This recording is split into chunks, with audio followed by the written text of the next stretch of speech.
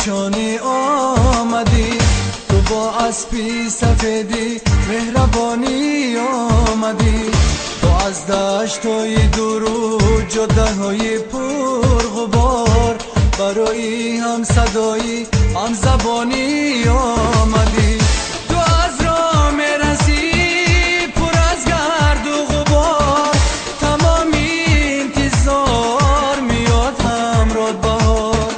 چی خوب از دیدنت، چی خوب از ماندنت، چی خوب از با کنم غبار از تنت.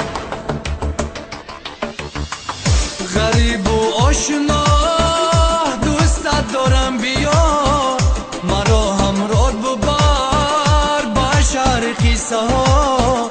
بگی دستی مرا تو مانده است داد. چه خوب سخت بود یکی باشیم با هم، بمانم منتظر تا برگردی پیشم. تو زندانم با تو من آزادم.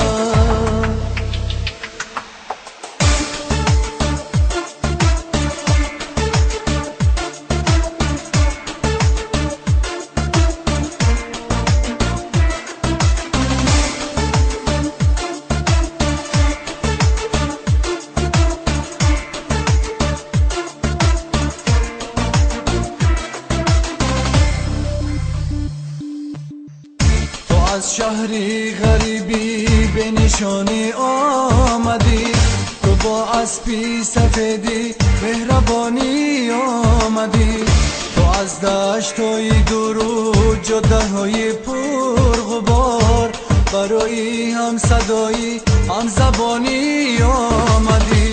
تو از راه میرسی پر از گرد و غبار، تمامی انتظار میاد همراه بهار. چی خوب از دیدنت، چی خوب از ماندنت، چی خوب از با کنم غبار از تنت. غریب و آشنا دوستت دارم، بیا بشینم بشمارم روزا و لحظه ها. تو برگردی بیای بازم اینجا. چه خوب سخت بود یکی باشیم با هم، بمانم منتظر